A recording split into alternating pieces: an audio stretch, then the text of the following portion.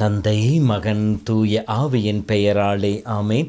மூவொரு கடவுளுடைய அருளும் ஆசீரும் பாதுகாப்பும் வழிநடத்துதலும் உங்களோடு இருப்பதாக. இயேசுவின் அன்பு சொந்தங்களே, புனித வாரத்தின் புதன்கிழமை நாம் அடியெடுத்து வைக்கின்றோம். இன்று ஏப்ரல் மாதம் 1ஆம் தேதி, மாதத்தின் முதல் நாள். இந்த நாளையும் இந்த மாதத்தையும் ஆண்டோடைய அற்புதமான அன்பின் கரங்களில் முழுமையாய் ஒப்புக் கொடுப்போம். மலைகளை நோக்கி என் கண்களை உயர்த்துகிறேன்.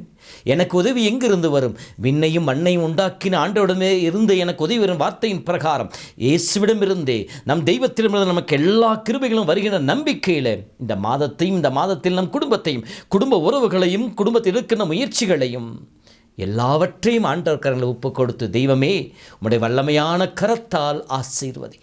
எங்கள் குடும்பத்தில் உம்முடைய தெய்வீக சமாதானம் நிலைத்திருக்க அருள் புரியும். இந்த மாதம் முழுவதும் உம்முடைய அன்பின் நிலையிலே நாங்கள் நடக்க எங்களுக்கு கிருபை தாரும் என்று சொல்லி ஆண்டவர் நோக்கி மன்றாடுவோம்.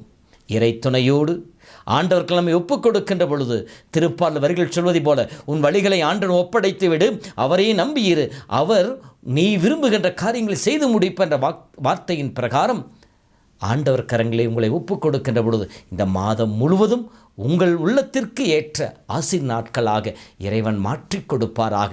இத்தகைய அருள் வரங்களை கொடுக்க உங்களை வாழ்த்துகின்றேன். அன்பு சொந்தங்கள், இன்று தவக்காலத்தினுடைய இறுதி நாள். நாளையிலிருந்து பாஸ்கா விழிப்பினுடைய முப்பெரும் விழாவை நாம் கொண்டாட இருக்கின்றோம். பெரிய வியாழன், பெரிய வெள்ளி, பாஸ்கா திருவிழிப்பு என்று சொல்லி விபூதி முதலை துவங்கி இன்று வரை நாம் அடியெடுத்து வைத்த ஒவ்வொரு அடியிலும் இந்த தவக்காலத்தில் எத்தனை ஆன்மீக முயற்சிகள், அரசியல்களை, அன்பு செயல்களை நாம் ஏறெடுத்திருக்கின்றோம்.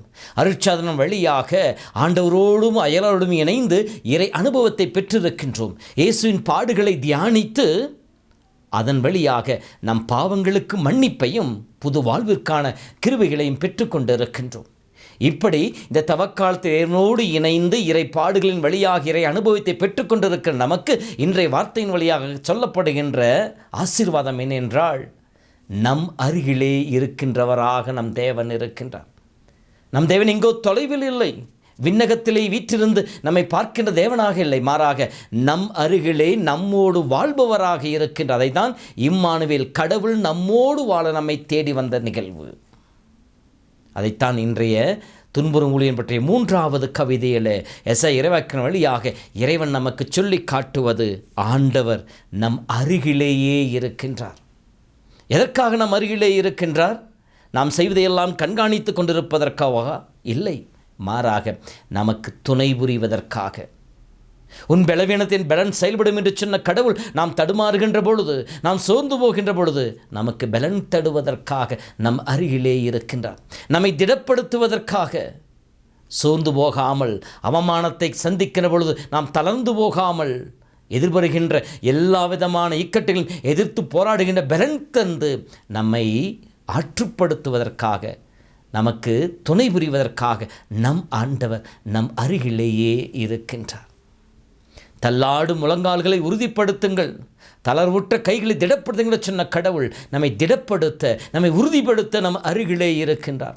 நான் உன்னோடு இருக்கின்றேன், உன்னை விட்டு விலகுவதும் உன்னை கைவிடுவதும் இல்லை, உன்னை என் உள்ளம் கையிலே பொறித்து வைத்திருக்கின்ற சொன்ன கடவுள், உலகம் முடியும் வரை என்னாலும் உன்னோடு இருப்பென்று சொன்ன கடவுள், உன்னை தேற்றின தெய்வமாய், உன்னை ஆற்றுப்படுத்தின கடவுளாய் இருப்பென்று வாக்குத்தத்தம் கொடுத்தவர் நம் அருகிலே நமக்கு துணை புரிபவராக இருக்கின்றார். இப்படி ஆண்டவர் நமக்கு துணையாக இருக்கின்ற பொழுது, நம் சார்பாக இருக்கின்ற பொழுது, நம் அருகிலே இருக்கின்ற பொழுது நாம் எப்படி இருக்க வேண்டும்?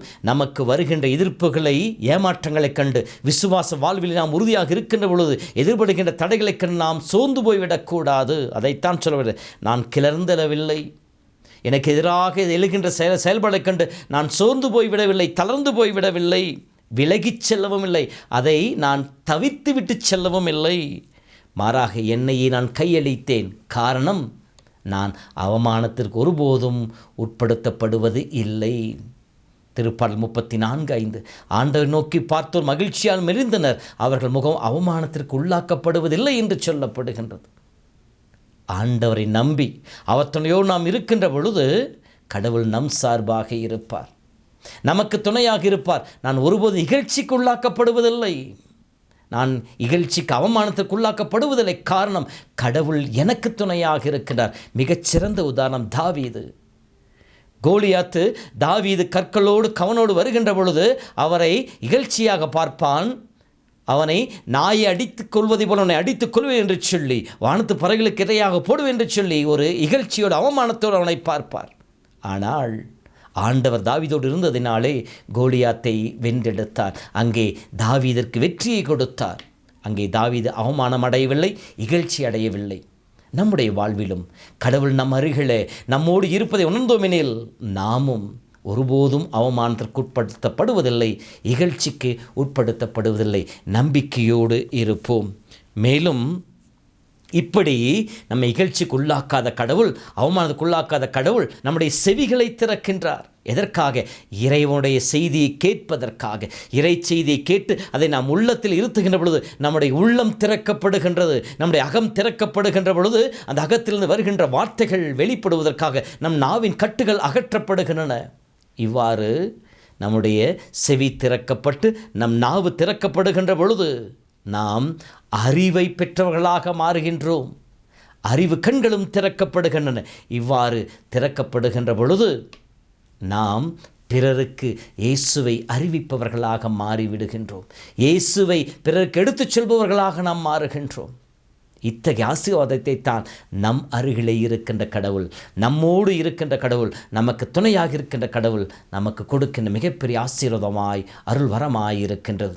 ஆகவே அன்பு சொந்தங்களே, கடவுள் நம் அருகிலே இருக்கின்றார், நமக்கு துணையாக இருக்கின்றார். நாம் அவரை சார்ந்திருப்பதினாலே நாம் அவமானத்திற்கு உள்ளாக்கப்படுவதில்லை, இகழ்ச்சிக்கும் உள்ளாக்கப்படுவதில்லை. அருள் பெற்ற மக்களாயிருப்போம். அதன் வழியாக இறைவனுடைய துணையை நிறைவாய் பெற்று மகிழ்ந்திருப்போம். ஆண்டவர் உங்களோடு இருப்பாராக. எல்லாம் வல்ல இறைவன் தந்தை, மகன், தூய ஆவி உங்களை நிறைவாய் ஆசீர்வதிப்பாராக. ஆமேன். ஆண்டவர் துணை இருப்பார், ஆபத்து அழகாது, மதில் போல் சூழ்ந்திருப்பார், துன்பங்கள் நெருங்காது. கலங்காதே மனமே, கலங்காதே மனமே, அன்பான தேவன் அரவணைப்பார். கலங்காதே மனமே, ஆண்டவர்